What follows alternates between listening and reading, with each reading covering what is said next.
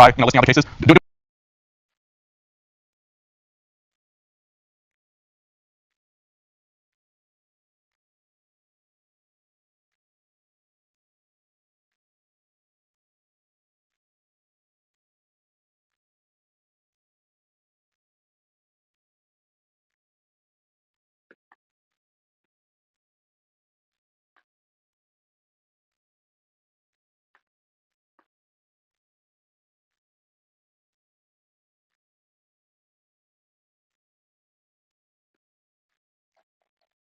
Six, just the number of particles, number of boxes. Okay, and you could try to draw out. I wouldn't suggest for this case that there's already too many possibilities. It'd be very tedious to list them all. But you could do one that's somewhere in between this one and this one, and just try listing out the cases. Do an example that's simple enough that's not too tedious, just as a check. But here it's already getting complicated. Because I have empty boxes, I have all four over here, anything. Okay, and now this idea of indistinguishability, this is in contrast to the labeling problem. Okay, so for most real, like real life marbles and things like that, it behaves more like that where you can label them. Okay, but for certain counting problems and for certain problems in physics, they're so completely indistinguishable that you can't even think of them as labels. And so in other words, if I swap this one and this one, when you weren't looking, you would never know the difference. But not only would you never know the difference, God could not tell the difference. That's this problem here. Okay, now usually that's not the case, right? So usually we can think of labeling where even if you can't tell the difference, God can tell the difference. That's the most common scenario. For some physics problems, it behaves more like this, and also for some counting problems. I'm just emphasizing that this is important in physics, but most of you are not physicists. I'm not a physicist. This is, the reason I'm talking about not because of the physics applications, but because it is important for counting. Okay, but for probability, usually with a naive definition, you're not going to apply this because it's going to function more like a labeled case, not like this case. All right, so now it doesn't look like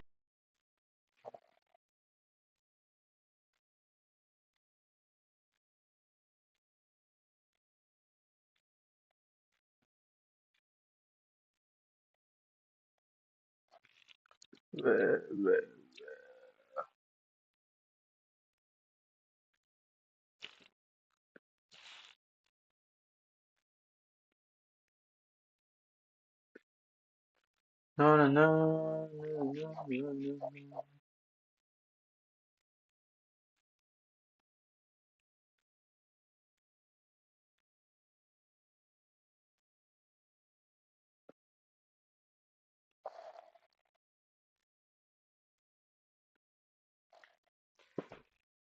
Oh,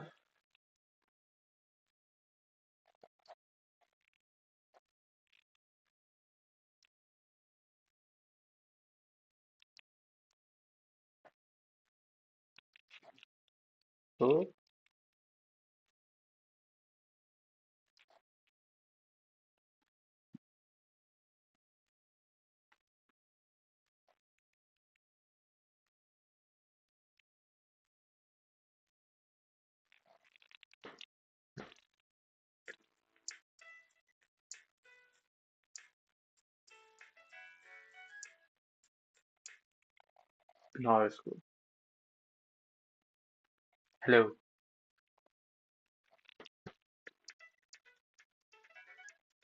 No, it's good. Hello. No, it's not. done anything except draw a picture. But actually, we're basically done deriving the result. Almost done. All we need to do is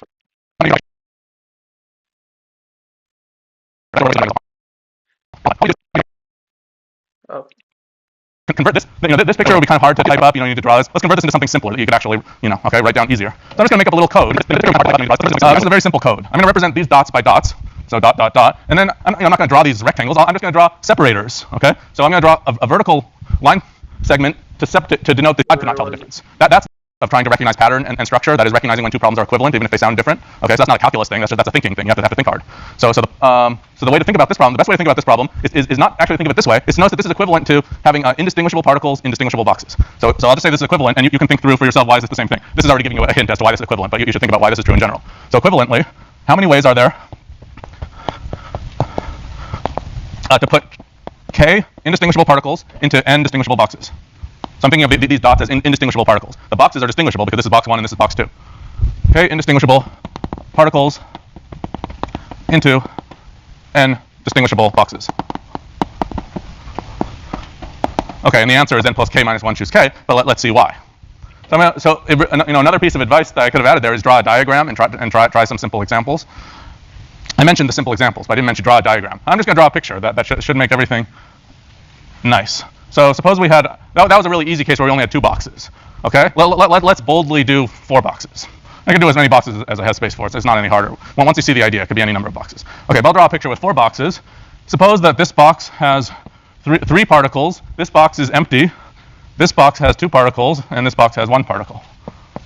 So just for this picture, we had n equals 4, and we had k equals 6, just the number of particles, number of boxes.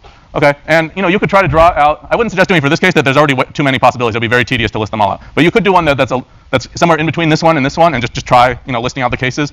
Doing an example that's simple enough that's not too tedious, just as a check. But here it's already getting complicated because I can have empty boxes, I could have all four over here, anything. Okay, and now this idea of indistinguishability. This is in contrast to the labeling problem, okay? So for most real, like real life marbles and things like that, it behaves more like that where you can label them, okay? But for certain counting problems and for certain problems in physics, they are so completely indistinguishable that you can't even think of them as labeled. And so in other words, if I swapped this one and this one when you weren't looking, you would never know the difference. But not only would you never know the difference, God could not tell the difference. That's this problem here, okay? Now usually that's not the case, right? So usually we can think of labeling where even if you can't tell the difference, God can tell the difference. That's the most common scenario. For some physics problems, it behaves more like this, and also for some counting problems. I'm just emphasizing that this is important in physics, but most of you are not physicists. I'm not a physicist. The reason I'm talking about it is not because of the physics applications, but because it is important for counting, okay? But for probability, usually with the naive definition, you're not going to be able to apply this because it's going to function more like the labeled case, not like this case. All right. So now it doesn't look like we've done anything except draw a picture, but actually we're basically done deriving the result. Almost done. All we need to do is convert this. This picture will be kind of hard to type up. You need to draw this. Let's convert this into something simpler that you could actually, write down easier. So I'm just going to make up a little code. This is a very simple code. I'm going to represent these dots by dots. So dot, dot, dot. And then I'm not going to draw these rectangles. I'm just going to draw separators, okay? So I'm going to draw a vertical line segment to denote the separators between boxes like that, okay? So the second box was empty, so therefore I'm drawing two vertical lines without any dots in between. The third box had two dots, and then there's a separator, and then there's another dot, okay? So does everyone see what I did? So it's a very simple encoding. So notice, I just did this as an example, but obviously no matter what configuration we had drawn here, that that can be encoded in this way, and you can go from here to here, and go from here to here. It's just a different way to represent the same situation. And once we have this, we actually are done because in this picture there must be k dots, because there were k dots here. There must be k dots here, and there must be n-1 separators. That looks like a 1, but that's a separator symbol, right? Because if I have n boxes, then there's n-1 separators in between. Okay. Now to specify this, how many ways are there to do this? Well, you can think of it as like the factorial of all these things, except that's overcounting. It's similar to the problem like on the strategic practice, there's a problem like how many ways are there to rearrange the letters of the word pepper, right? So it's not just the factorial of the number of letters in pepper because there's multiple P's and multiple E's, and you have to adjust for that overcounting. Same as that. But an even easier way to think of it is to specify this, we have n plus k minus 1 positions here. And in order to specify our code, all we need to do is specify where are the dots, right? Choose the positions for the dots. The remaining positions are the positions for the separators. So n plus k minus 1, choose k. There isn't even anything else I can write on this is self-annotating again. I have n plus k minus 1 positions here, and I'm going to pick k of them to put the dots. If you want, you could also say this is n plus k minus 1, choose n minus 1. Choose where the dots are, and then the separators are determined, or choose where the separators are, and then the dots are determined. Same thing. Okay, so that completes the proof of that result. So just coming back very briefly to this n equals 2 case, a case where you could think of that would be if you imagine flipping two coins, okay? Usually we think of that as having four, assume they're fair coins, so heads and tails are equally likely. Usually we think of four equally likely outcomes, right? Heads, heads, heads, tails, tails, heads, tails, tails. So there's four of them, right? Now suppose the coins look completely indistinguishable to you. Still, we could imagine that there's coin number 1 and coin number 2, or rather than thinking of flipping two coins, we could think of flipping the same coin twice. So we have the first toss and the second toss. So even if the coins look the same to you, we would think of four outcomes, right? Does that make sense? Heads, heads, heads, tails, tails, heads, tails, tails. Okay. A massive controversy in physics arose in the 1920s when a young Indian physicist named Bose proposed, not for coins, he was doing a particle physics problem, but what he was saying was equivalent for coins as saying that there are only 3 outcomes, not 4. And all are equally likely. Because essentially, in terms of coins, it would be saying, well, either it's heads, heads, tails, tails, or one head and one tail, right? And if the coins are completely indistinguishable, so you can't distinguish between heads, tails, and tails, heads. So he was proposing a model in physics, not for coins, where there were 3 equally likely outcomes, not 4. And he basically got laughed at for that. But he wrote a letter to a guy called Einstein, and Einstein really liked the idea. And then they were able to get it, finally start convincing people. That was in the 1920s. So they actually used something, and this just looks like a simple little counting thing, but ideas along these lines in physics, they used these to predict a new state of matter called the Bose-Einstein condensate, which was only, they predicted that theoretically. It was only empirically observed 70 years later. So they predicted it 70 years in advance. And it has, this is not a physics class, but you can look that up if you're curious. It has all kinds of bizarre properties. The point of this, though, is that for coins, you know, the thinking of it as labeled, whether you can tell them apart or not, is normally the right way to go. So this is useful for counting and for physics, but you have to be careful about using this with a naive definition of probability. Okay, so let's talk about a little more about counting and what I call story proofs. So let's start with a simple example. So a story proof is still a proof. Otherwise, I wouldn't call it a proof. So someone asked what that means in an example. What it means is an application or an interpretation. Then we're ready to go beyond the naive definition of probability. So proof by interpretation. What do I mean by that? Well, we already saw an example today. We proved that 10 choose 4 equals 10 choose 6. So in general, n choose k equals n choose n minus k. That's a very useful fact. And I'm not going to write the proof again. This one is this is example 1. This one is easy to do using algebra as well. But it's even easier to just say, well, if I pick k out of n, or I could pick the other n minus k, and then that's, you can write one sentence explaining that. But I already talked about that, so I'm not going to write that again. It's the same idea, right? Okay, so this is obvious by the story. The story is just the interpretation that we are picking k people out of n, right? Rather than just thinking of this as a formal symbol involving factorials that you manipulate. That's actually thinking about what this means rather than manipulating factorials. That's what I mean by that. Okay, let's do a slightly harder one, and then one that would be a nightmare using algebra. So here's kind of an intermediate example.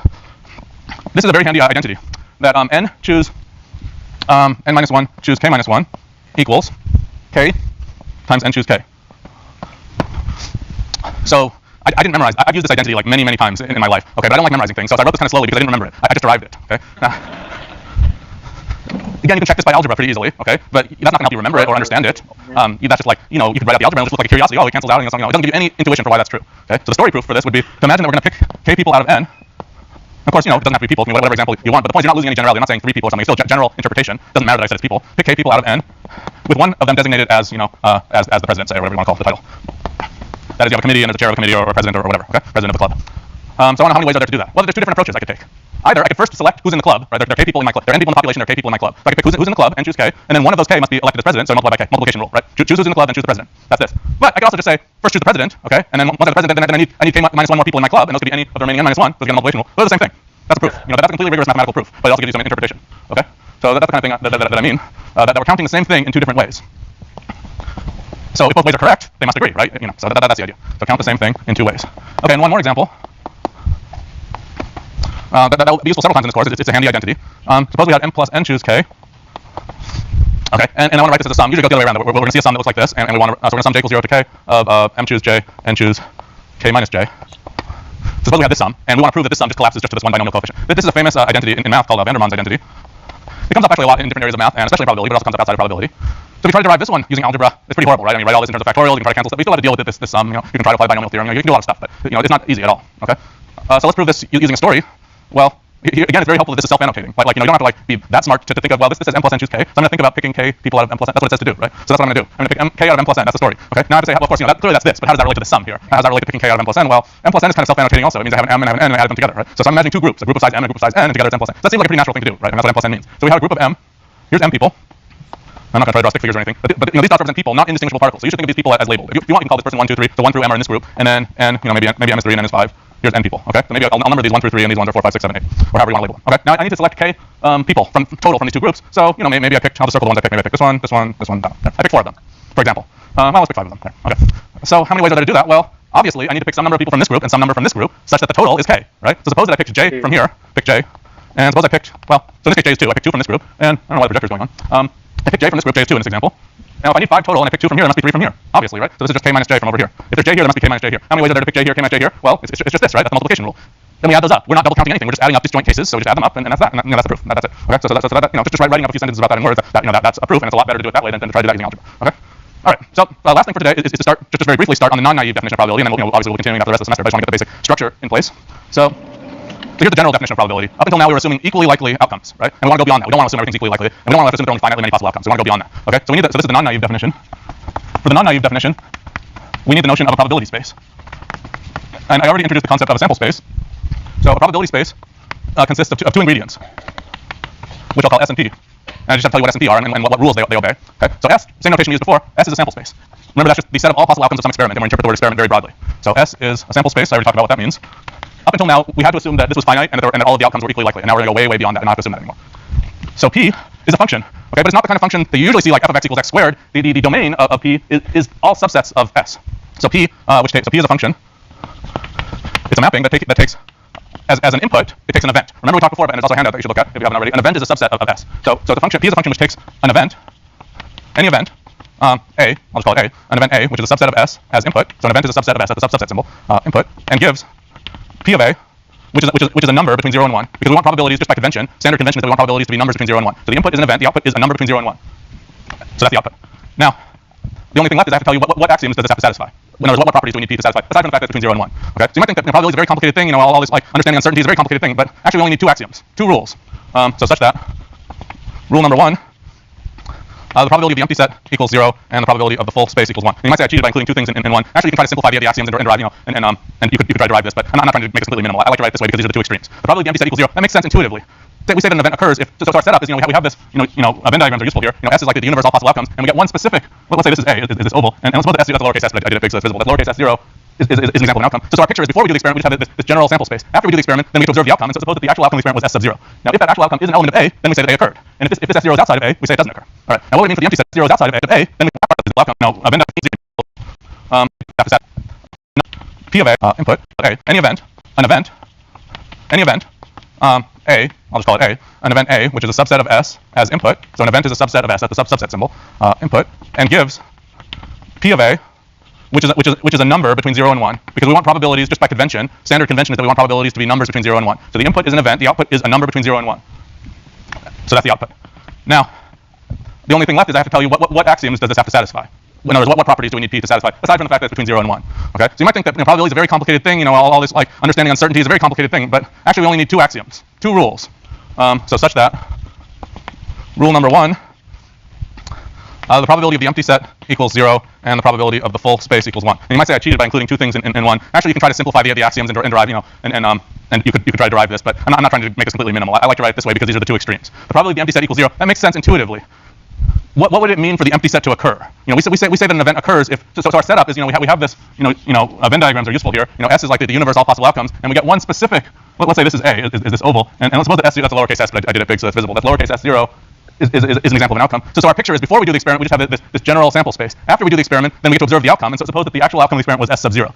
Now, if that actual outcome is an element of A, then we say that A occurred. And if this S0 is outside of A, we say it doesn't occur. All right. Now, what would it mean for the empty set to occur? It would mean that this S0 is in the empty set, but nothing's in the empty set. It's empty. So that's why I want this to be 0. Okay. What that's saying is we want impossible events to have probability 0. This is impossible. This, on the other hand, S itself happens with certainty. If somehow S0 fell outside of that rectangle, that would mean you had the wrong rectangle. Okay. This is the whole universe here. So it can't be outside. So that's one. That's basically convention. The most important axiom is the second one, and luckily there's only two. Okay. So you're not going to memorize 10 axioms. It's just two simple rules. So just very quickly, the second one says that the probability of the union. So I'm assuming that you know unions now. This is called a countable union. That is, I'm a union of infinitely many, but it's called countably infinitely many. So the probability of the union equals the sum of the probabilities, and there's an important condition there. That's true if the A1, A2, etc. are disjoint, which just means that no two of them overlap. So I'll just say non-overlapping. So those are the two axioms of probability, and I find it pretty amazing that from these two simple rules, we can derive every single theorem and result in probability eventually follows from these two rules. Okay. So I wanted to do one of the most famous problems in probability to start with, and then we'll go back into the non-naive definition. At the very end of last time, we started the non-naive definition, so we'll get back to that in a little bit. Okay. So as far as clarification, no two of them overlap. So I'll just say non-overlapping. So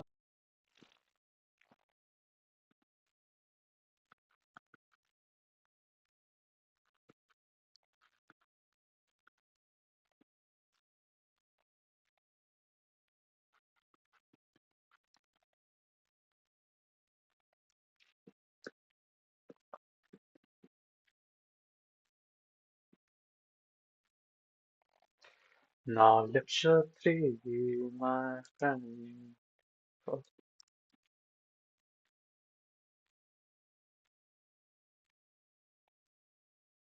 those are the two axioms of probability, and I find it pretty amazing that from these two simple rules, we can derive. Will do. Huh? Okay. Will do like those.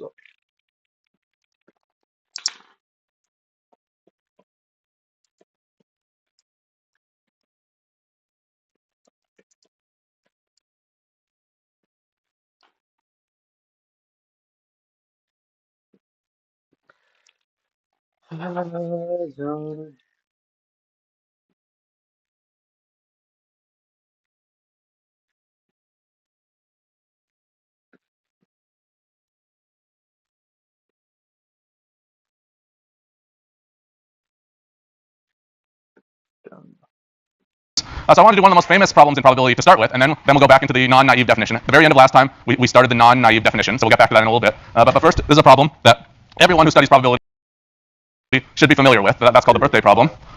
It's a very natural problem. Some of you have seen it, I'm sure, but it's very, very surprising to most people the first time that they see this result. And I want to talk about how to think about it. Even if you've seen it before, I wanted to talk more about how to think about the problem. So the birthday problem is very simple to state. The problem is just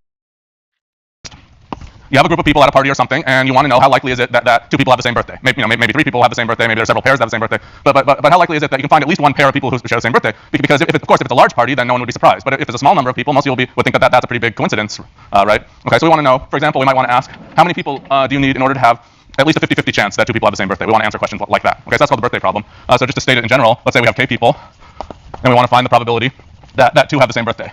Not a specific two, of course, but that in that group that you can find two with the same birthday. Well, we need to make a few assumptions about birthdays before we can actually solve this. Was anyone here in this room born on February 29th? Okay. You were? Yeah. Okay. Well, will you be offended if I exclude February 29th? Okay. So we have permission to exclude February 29th. It's a hassle. We can do this problem dealing with leap years if we really want, but it's a hassle. February 29th is less likely than any other day, so I don't want to treat it as 366 days in a year.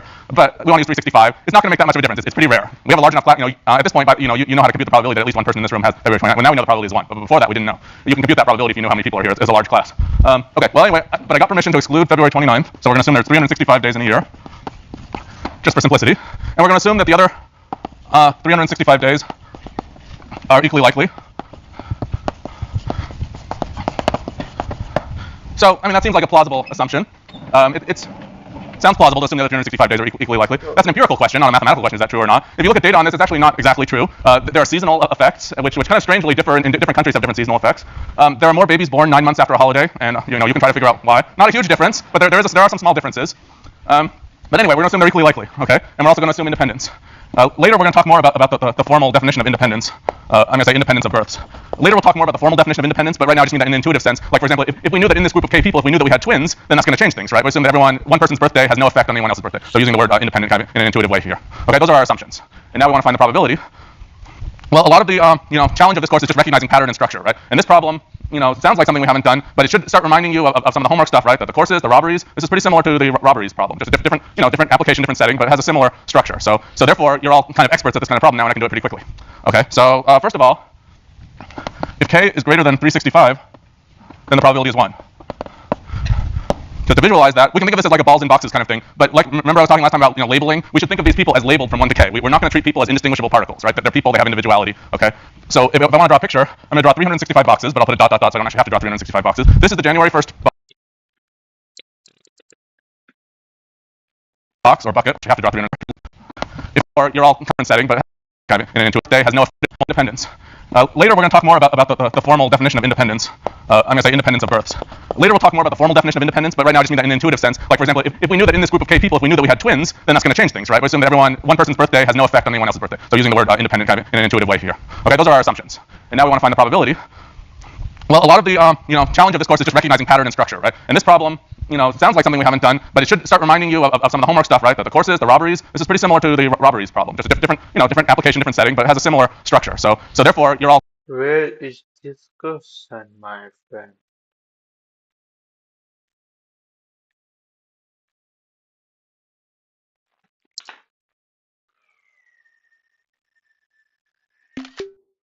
And then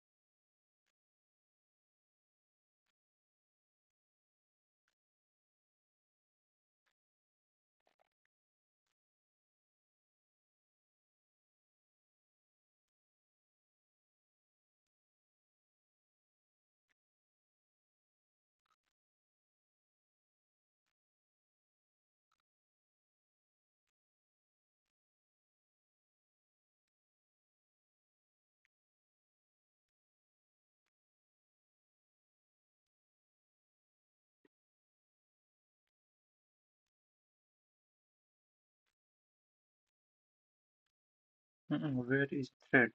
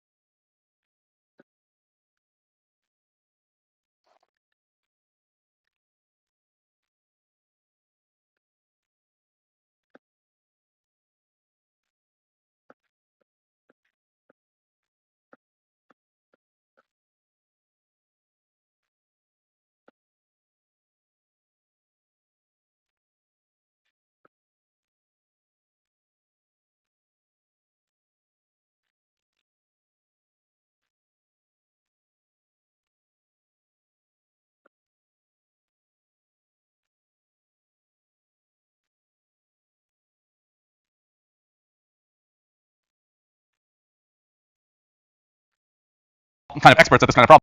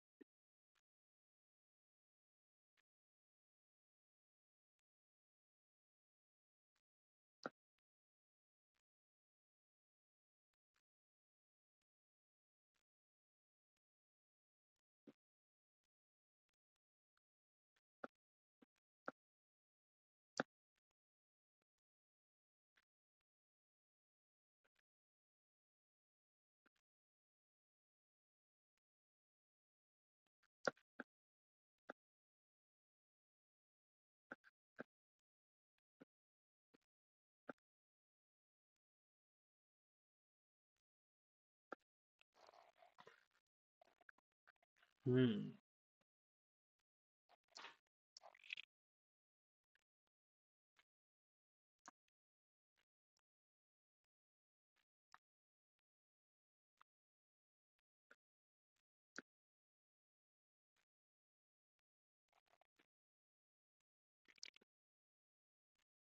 Whether the blends with some music.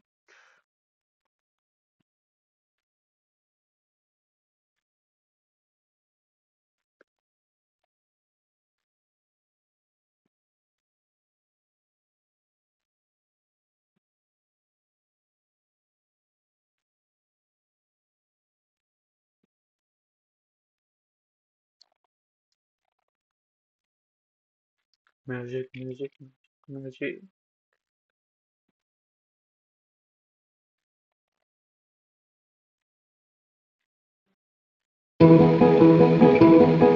Time, such as life, baby, I'm high octane, fever in the shockwave, my core vibrates in an opium haze. Yet you think we're the same. The sky falls, I try to make sense of it all.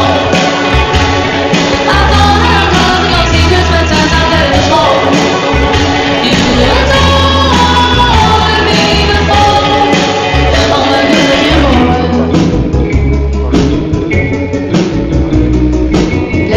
Casino halls, all my eyeballs, roll the dice on my thighs. You stop for breath and I stare just to impress you.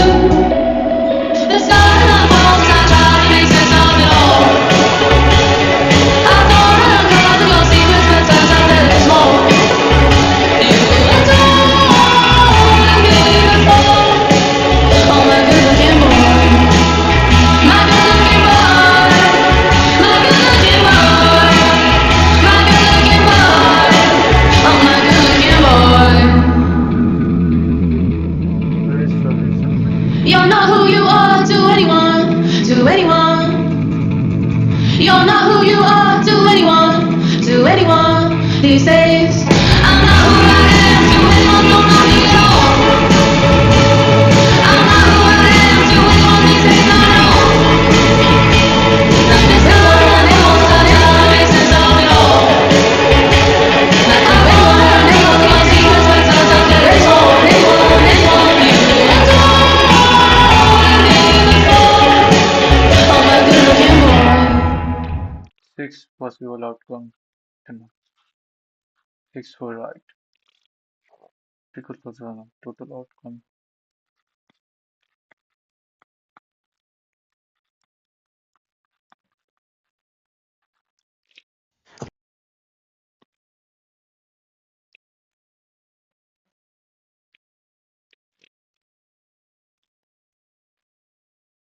अच्छा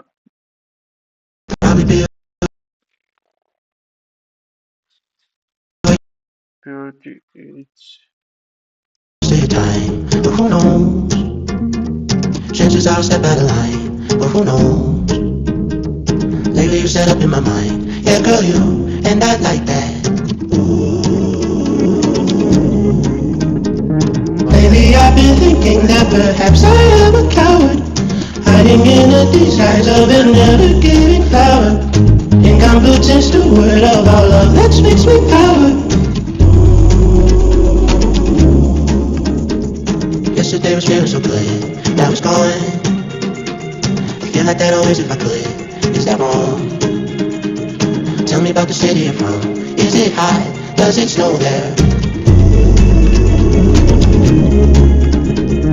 Lately I've been thinking about my precarious future. Will you be there with me by my side, my girl, a shooter? Who's to say who calculates, not me, I'm no computer. Is it a crime to be unsure?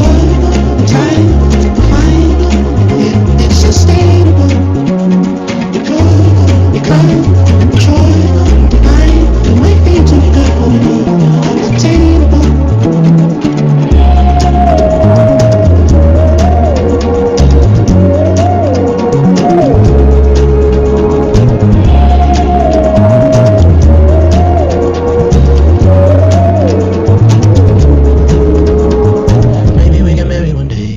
Who knows?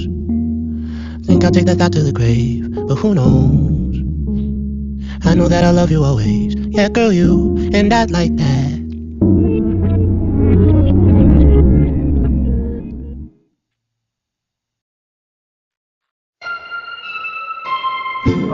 Oh.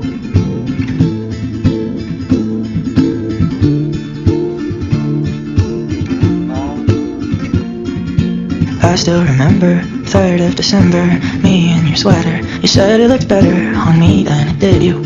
Only if you knew how much I liked you. But I watch your eyes as she walks by. White as sight for sore eyes, brighter than the blue sky. She's got you mesmerized while I die. Why would you ever kiss me? I'm not even half as pretty. You gave her your sweater, it's just polyester, but you like her better. Wish I were Heather. Watch as she stands with her holding your hand, put your arm around her shoulder. Now I'm getting colder, but how could I hate her? She's such an angel, but then again kinda wish she were dead as she walks by. What a sight for sore eyes, brighter than a blue sky. She's got you mesmerized while I die. Why would you ever kiss me? I'm not even half as pretty. You gave her your sweater, it's just polyester, but you like her better. I wish I were Heather. Wish I were Heather. Wish I were Heather. Why would you ever kiss me? I'm not even half as pretty. You gave her your sweater, it's just polyester, but you like her better. Wish I were.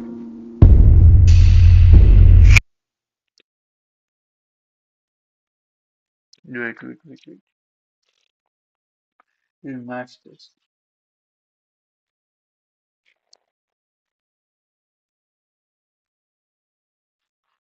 Is it possible to get 6655 12? The night we met, I knew I needed you so. And if I had the chance, I'd never let you go. So won't you say you love me? I'll make you so proud of me. We'll make them turn their heads every place we One where can get go. maximum. So won't you please be my new baby? Say be my darling, be my baby now. Then 666 no 54 and 66 I'll make you happy, baby. Just wait and see. 6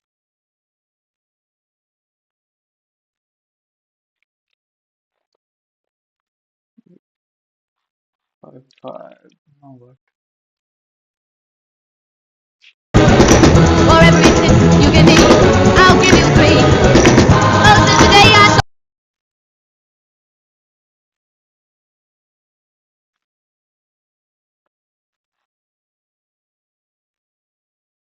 Oh wait, 5 4. That's a bit big now. It's a For you, I have been waiting for you. You know I will adore you till eternity. So won't you be my baby? Say be my darling, be my baby now.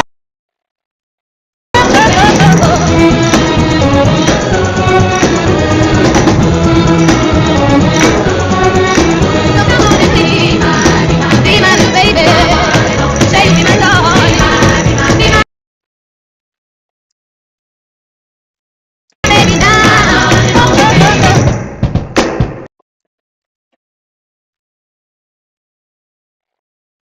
and C.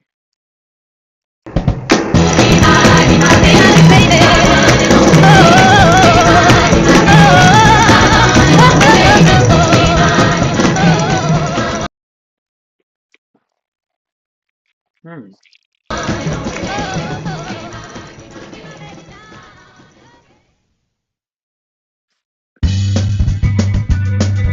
Sorry, yeah. This one here. These are some content When you were here before, for the total. couldn't look you in the eye. You're just like an angel. Your skin makes me cry. You float like a feather in a beautiful world. I wish I was special. You're so fucking special. But I'm a creep.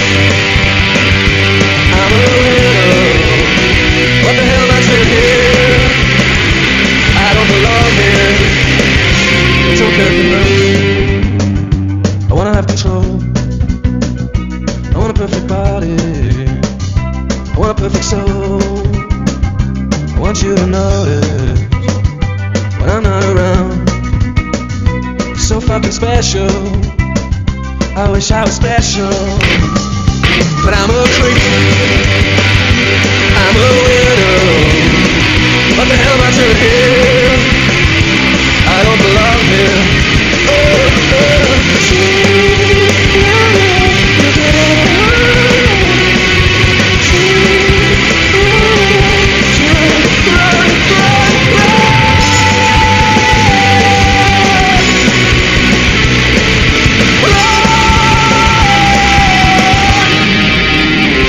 Whatever makes you happy, whatever you want. You're so fucking special. I wish I was special, but I'm a creep. I'm a widow. What the hell am I doing here? I don't belong here. I don't belong here. And I think we can put no, right, to L3.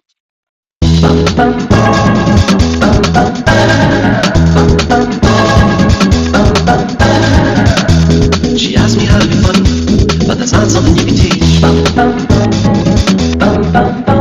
What seemed so blue in the sunlight, but the night was a pale green. And I tried to hold her, but it didn't really last long. She's getting older, I guess she's got a kind of blue hair on.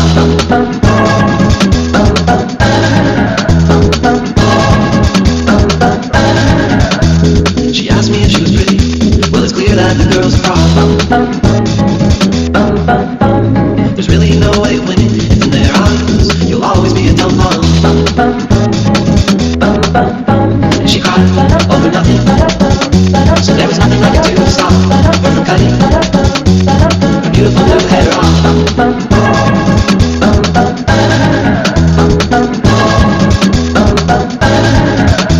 It looked like cotton candy, and just as quick to get licked away.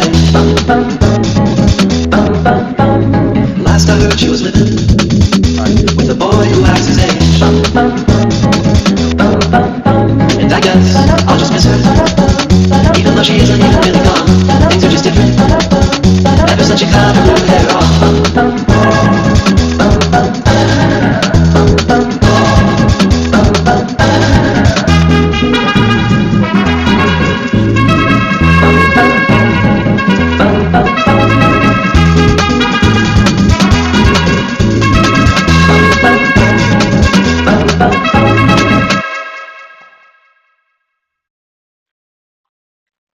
Please tell me not to go. We've been here long before. I live under your eyelids. I'll always be yours. I'll lay on your rooftop in the freezing cold, and I'll watch the sunset wearing all your clothes. I can feel you with me like I did before, like when I sang you a love song by Nora Jones. Ooh, Sienna would have been cute. Ooh, Sienna would look just like you. I can't believe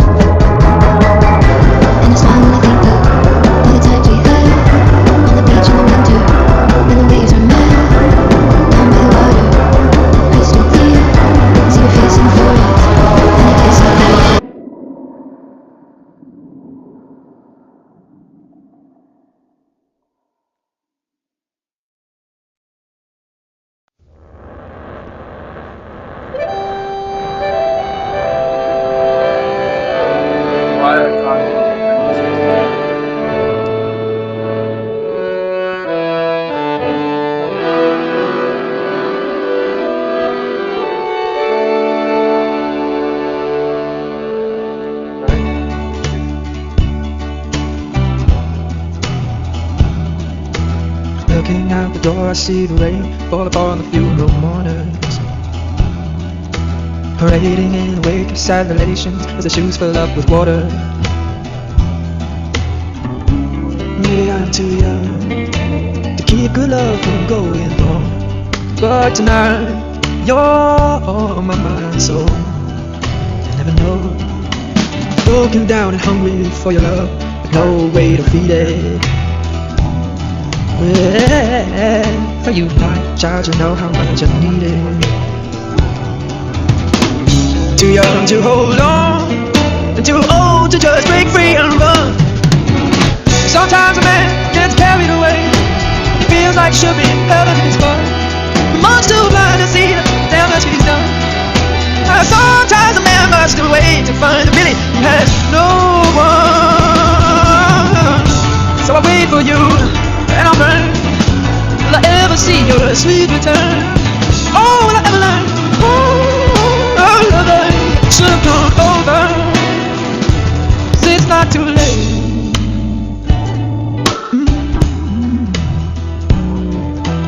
Lonely is the room the bed is made. The open window lets the rain in. Burning in the corner is the only one who dreams he had you with him. My body turns and yearns for a sleep that won't ever come. It's never over. My kingdom for a kiss upon her shoulder. It's never over. All my riches for her smiles when I set so soft against her. It's never over. All my blood for the sweetness of her laughter. It's never over. She's the tear that hangs inside my soul forever. But maybe I'm just too young to keep good love from going wrong.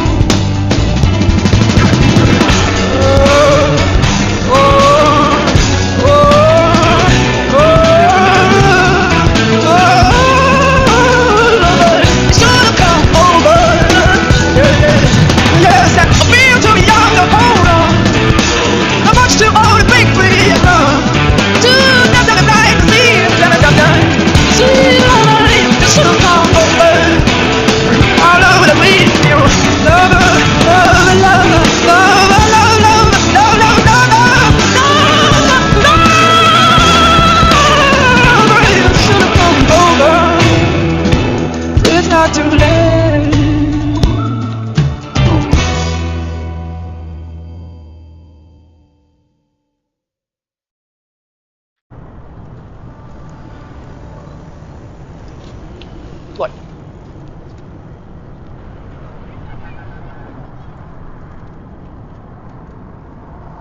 think this is a good idea. What do you consider a good idea? Lemon ducks. I don't like lemons. I don't like ducks. Just the idea of it. Maybe you're right. Maybe it's not a good idea.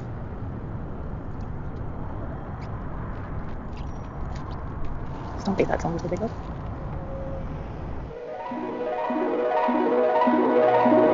When I feel cold, I'll keep you close. And if I could hold you and take you home, and when at night your toes touch mine, I'll sing you to sleep if you were mine to keep. I wish I could leave you, my love, but my heart is a mist. My days they begin with your name and nights end with your breath. I wish I could leave you, my love, but my heart is a mess. My days they begin with your name and nights end with your breath. With your breath. Just wait, just like it was Friday night, and all the lights were blinding me dry. And my love, why is your side, and I can feel it when you cry. I wish I could leave you, my love, but my heart is a mess. My days they begin with your name and nights end with your breath. I wish I could leave you, my love, but my heart is a mess. My days they begin with your name and nights end with your breath. With your breath. Play that song already. I won't.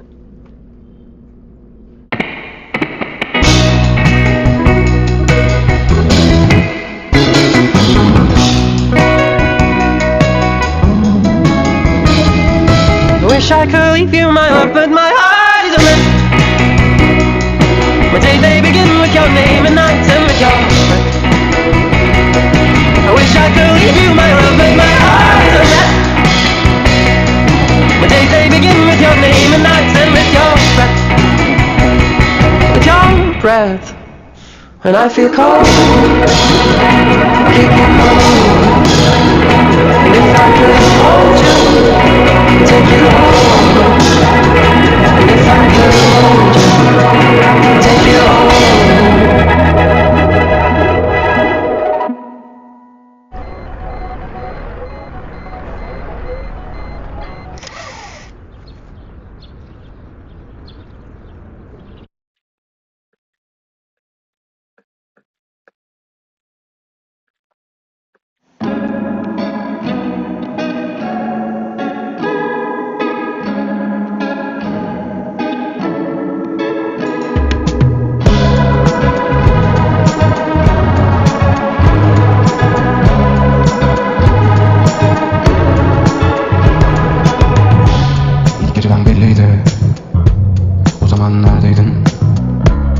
Daha seni öperken şimdi buna dur diyemezsin.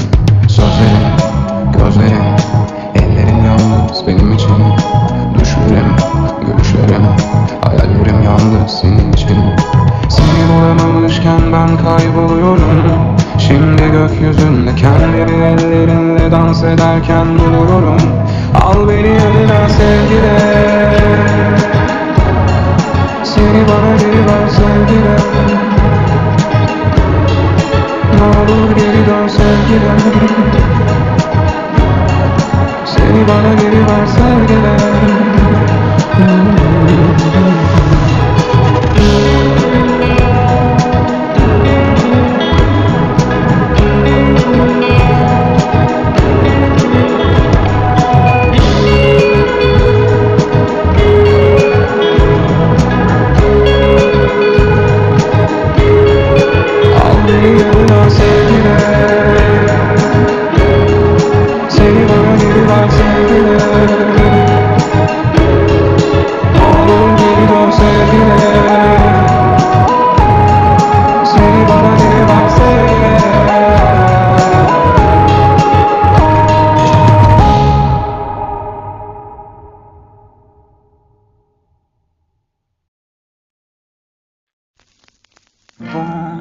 जीने की कसमें किसी के साथ खा तो ली हैं, पर तेरे न मरने का इरादा मैं पूरा करूँगा। तुझे आवाज़ों की बाहों में कस के मैं रखूँगा कि वक्त की मौत की हमें जुदा करेगी। मेरी रहेगी तू मेरी ना होगी।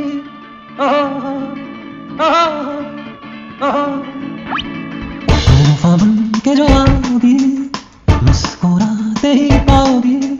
निचोड़ लो चाहे इस दिल को, लहू के आखिरी कतरे धड़कन धड़केगी तेरे नाम की।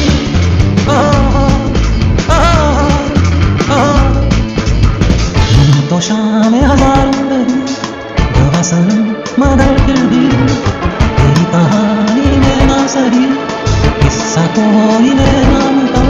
मेरी कहानी तू ही।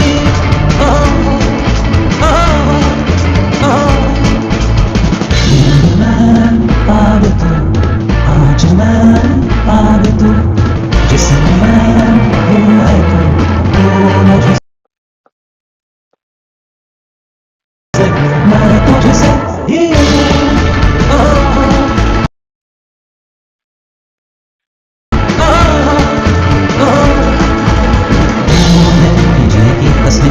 किसी के साथ खातों की है, पर तेरे मरने का इरादा मैं पूरा करूँगा।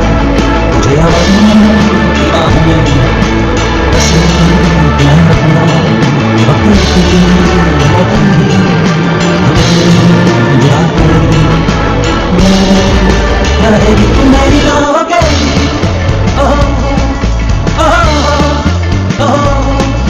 मेरी रहेगी।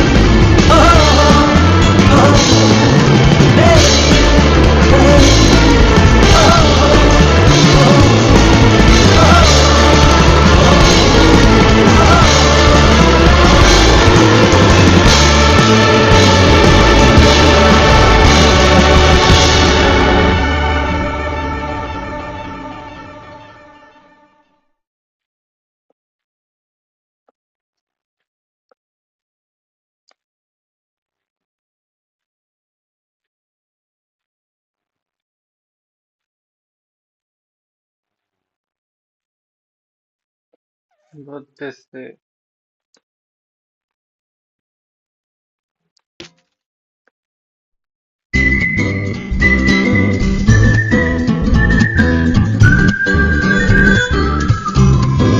जरा नजर उठा के देखो बैठे हैं हम यहीं बेखबर मुझसे क्यों हो इतने बुरे भी हम नहीं जरा नजर उठा के देखो बैठे हैं हम यहीं बेखबर मुझसे क्यों हो इतने बुरे भी हम नहीं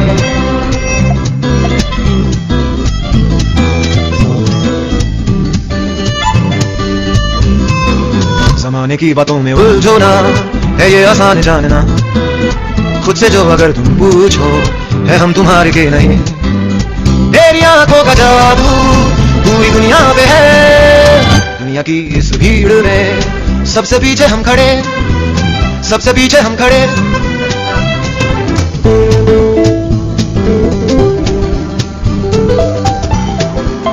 महफिलें आई और गई लोग तुम जो आ जाए हो दिल में हो बस गए मुस्कुरा के बात टालो ना फिर मिलोगे जो कहीं देखना यही कहोगे इतने बुरे थे हम नहीं तेरी आंखों का जादू पूरी दुनिया पे है दुनिया की इस भीड़ में सबसे पीछे हम खड़े सबसे पीछे हम खड़े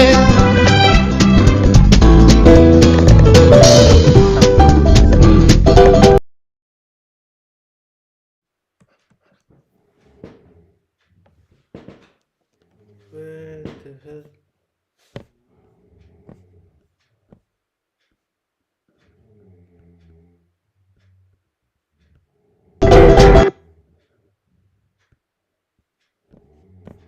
OBS, OBS.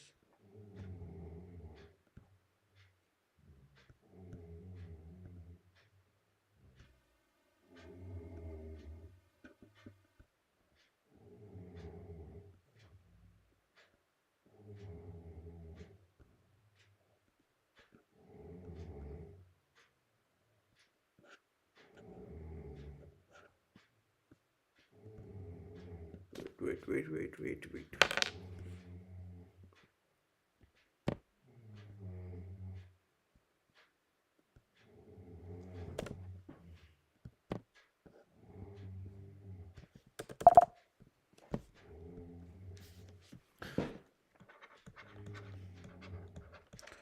Possibility. Right. Probability axioms. First, equal to 0.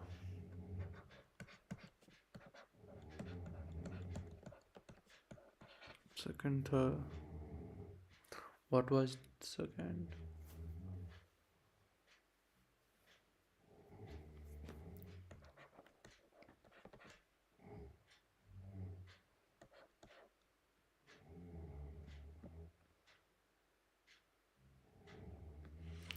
This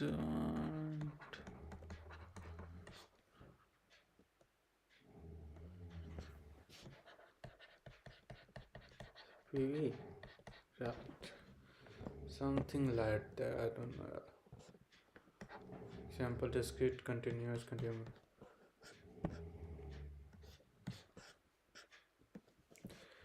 set of possible outcomes, mutually exclusive, collectively exhaustive at granularity.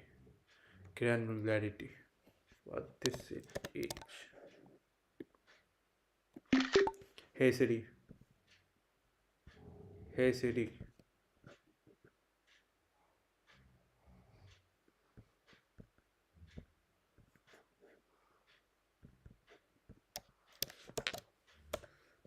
Granularity. Sample space. Example.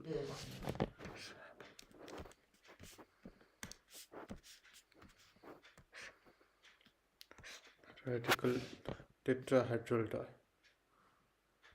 Tetrahedral. Second rule. 2 4. One have option 1 1. 2, 3, 4, 4. Right. Means we have total tetrahedron, मतलब 4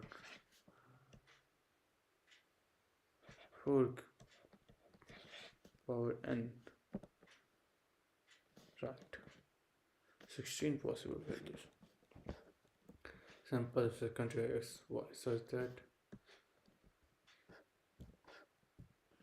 x greater than equal to 1, greater than equal, wait, greater than equal to 0. This is x, y lesser than, but x can be anything, right? Y have a limit in positive. Event is also the sample space. Sample space. We took a student, right? Physics. Okay. See. Class. See, I'm non-negative. Pub G greater than equal to less than finite relativity. Then PU plus PAB. Alright.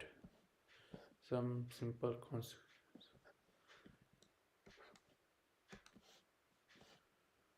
P. Okay. Poverty 0. Poverty, if poverty greater than 0, the poverty will be less than 1.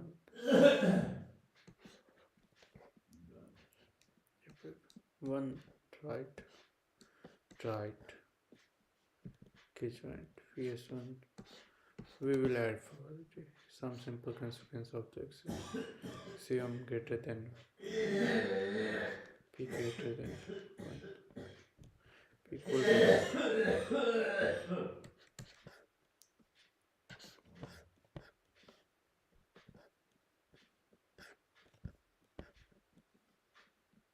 Greater than P.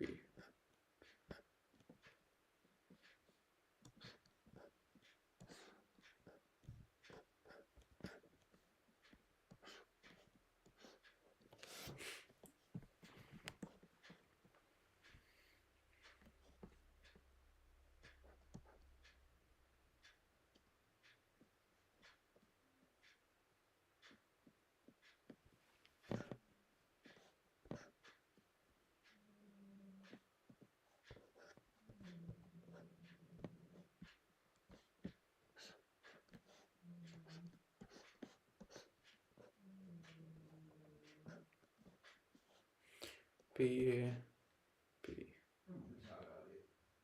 P. Don't remember what this is.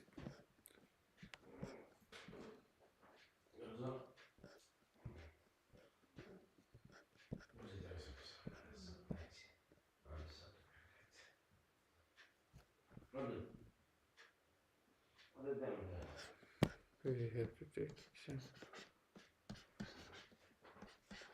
See, P a complement P intersection, complement P intersection and complement C. Just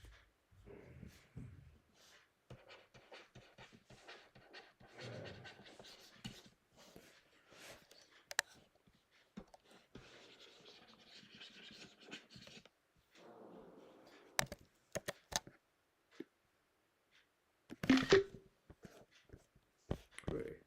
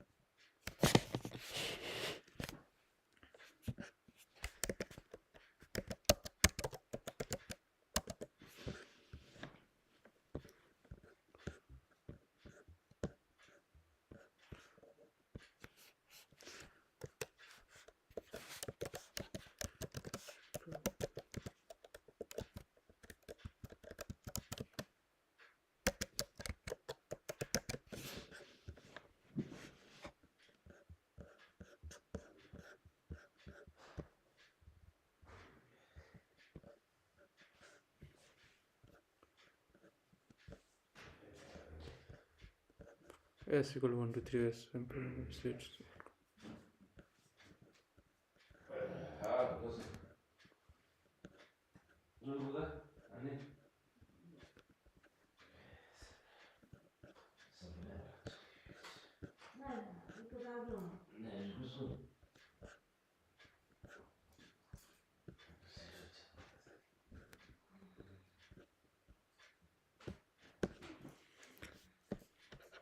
Riemann.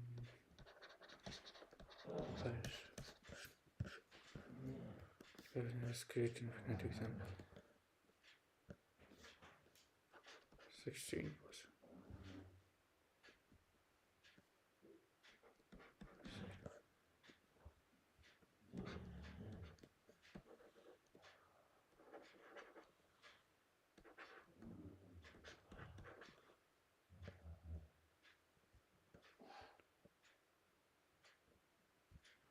Oh, x plus outcome on 3 to 2 3 1 3 by 16 1 1 16.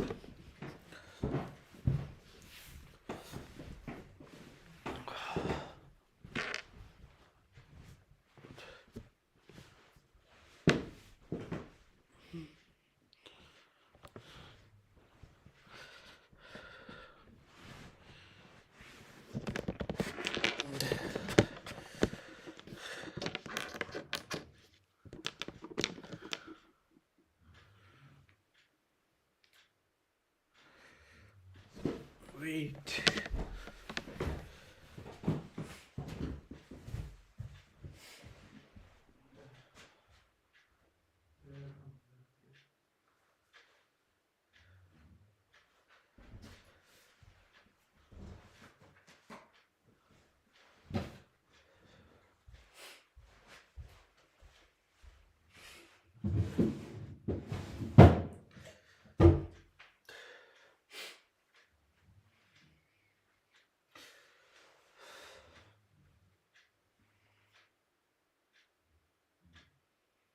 I remember when I remember losing my mind.